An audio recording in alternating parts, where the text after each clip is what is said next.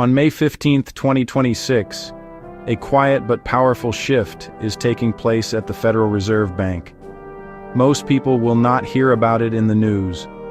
They will feel it later, in their wallet, at the grocery store, and in their investment accounts. Here is what is happening. The chairman of the Federal Reserve Bank is changing, and the man stepping in has a very specific plan to deal with the greatest financial challenge the United States has faced in decades. The problem is, you cannot solve a debt crisis without somebody paying the price.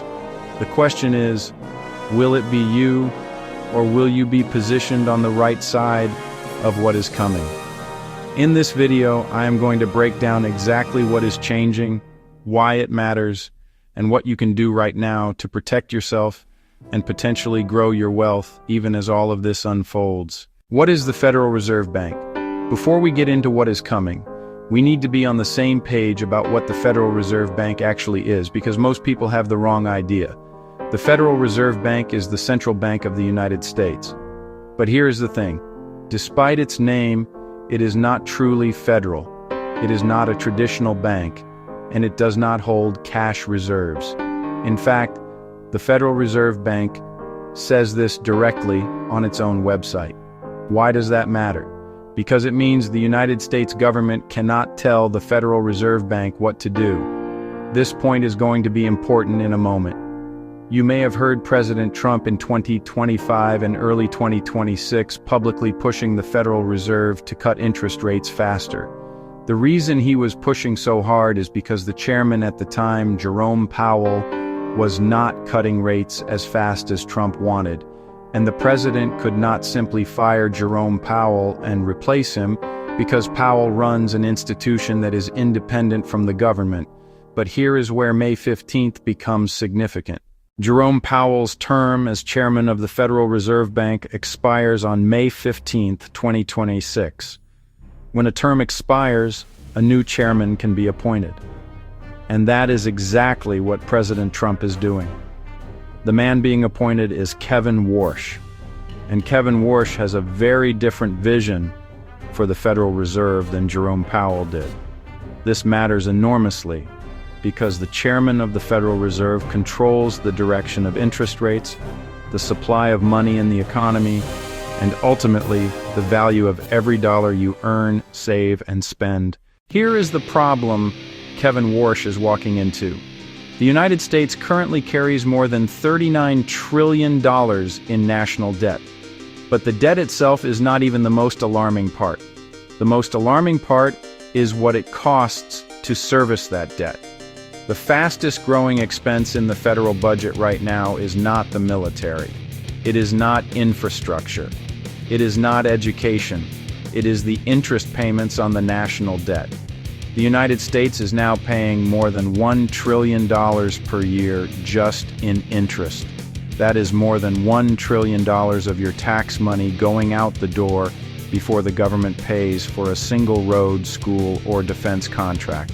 And here is the metric that tells the real story. Economists measure debt health using something called the debt to GDP ratio. GDP is the total size of the economy. Think of it like the collateral behind the debt. If you wanted to buy a $500,000 house, the bank wants to know what your income and assets look like before lending you the money. In 2025, the United States had a debt to GDP ratio of roughly 125%. That means we owe more than the entire economy produces in a year. After World War II, at the peak of the last great debt crisis, that ratio was 106%. So right now, by this measure, the situation is actually worse than it was after the Great Depression and World War II combined. Now here is the part that most people never learn, but that you absolutely need to understand. The government did not pay off the debt last time. They never do. What they did was something called financial repression. And understanding financial repression is the key to understanding what is likely coming next. Here is how it worked. In 1946, the United States had $271 billion in national debt against a $222 billion economy. Debt to GDP was 106%, a genuine crisis. By 1974, the national debt had actually grown to around $475 billion, but the economy had grown to $1.55 trillion. So the debt to GDP ratio fell from 106% all the way down to around 25%. The debt went up, but the economy grew faster. And here is how the government pulled that off.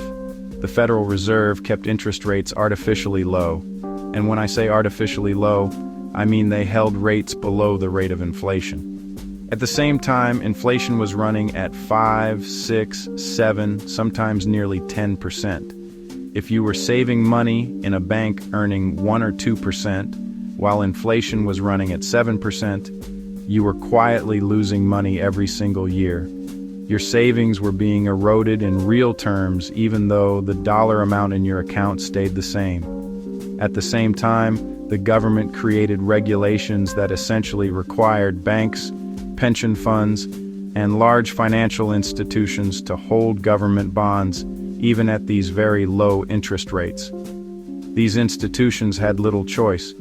They were lending money to the government at a rate lower than inflation, which meant the government was borrowing for essentially free in real terms, while the people and institutions forced to lend were gradually losing purchasing power. The government then took that cheap borrowed money and invested it back into the economy. The economy grew. The debt became a smaller and smaller percentage of that growing economy. Crisis solved, at least on paper. But somebody paid for it. The savers lost. The people who held cash lost. The people who lent money to the government at below inflation rates lost. The government got richer, and so did anyone who owned assets. There is one important distinction between financial repression in the 1940s and what a similar strategy would look like today. Back then, the government borrowed money through long-term bonds. They would lock in low interest rates for 10, 20, or 30 years. That locked in the cheap borrowing cost for decades. Today, the government is primarily borrowing through short-term instruments, 1-year and 2-year loans. It is essentially an adjustable rate mortgage on $39 trillion of debt. If interest rates go up, the cost of servicing that debt rises almost immediately. If interest rates come down, so does the payment. This is one of the most important reasons why lower interest rates are so critical to the current strategy.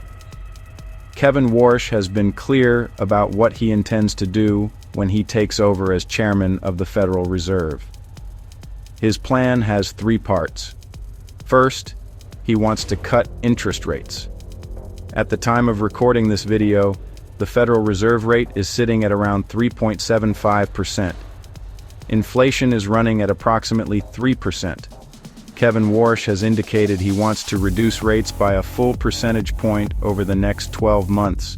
If that happens, interest rates would fall to approximately 2.75%, while inflation stays near 3%. That puts us squarely in financial repression territory.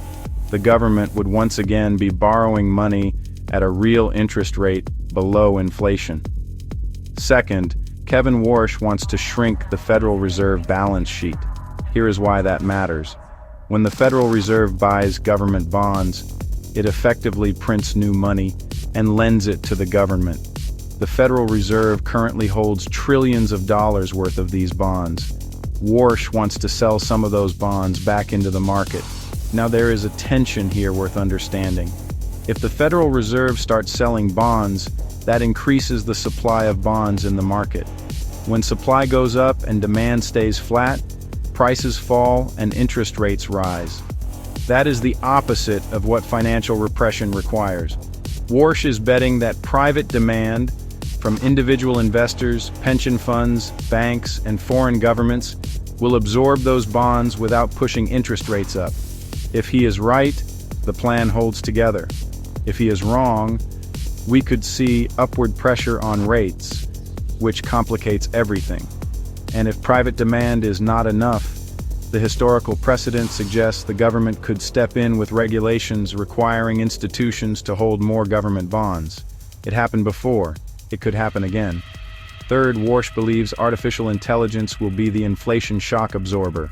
His argument is that as AI drives down business costs and increases productivity across the economy, it will naturally suppress inflation. That would give the Federal Reserve room to cut interest rates without triggering the kind of inflation surge that normally comes with cheap money. Whether or not AI will deliver on that promise fast enough to matter is an open question, but it is a central pillar of the Warsh thesis. Let us bring this back to what matters most, which is your financial situation. During the financial repression of the 1940s through the 1970s, there were clear winners and clear losers. The losers were savers. Anyone who kept money in cash, in a savings account, or in certificates of deposit slowly lost purchasing power as inflation outpaced the interest they were earning. Their dollars bought less every year, even though the number on the statement stayed the same. The winners were asset owners, people who owned stocks, real estate, gold, and productive businesses, saw those assets grow in value over time, not without volatility and not without recessions and market crashes along the way. But over the course of those decades, asset prices rose substantially, while cash savings eroded. That same dynamic is likely to play out again if financial repression returns. The takeaway is straightforward.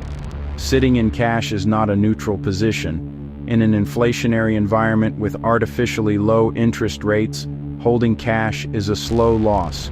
The goal is to convert a portion of your income into assets, investments that benefit from rising prices over time. That does not mean the path will be smooth. There will be volatility. There will be corrections. But the historical record is clear. Over long periods, those who held assets came out ahead. Those who held only cash fell behind. The economy is going through some of the most significant structural changes in a generation. May 15th is not just a date on a calendar, it represents a shift in the leadership of the most powerful financial institution in the world at a moment when the stakes could not be higher. Understanding what is happening gives you a real advantage. Most people will find out about these changes when they feel them, not when they can act on them. You now know what is coming. The question is what you will do with that knowledge. If this was valuable to you, share it with someone who needs to hear it. Financial education is one of the most important gifts you can pass on. Like and subscribe. I see you in the next one. Thanks for watching.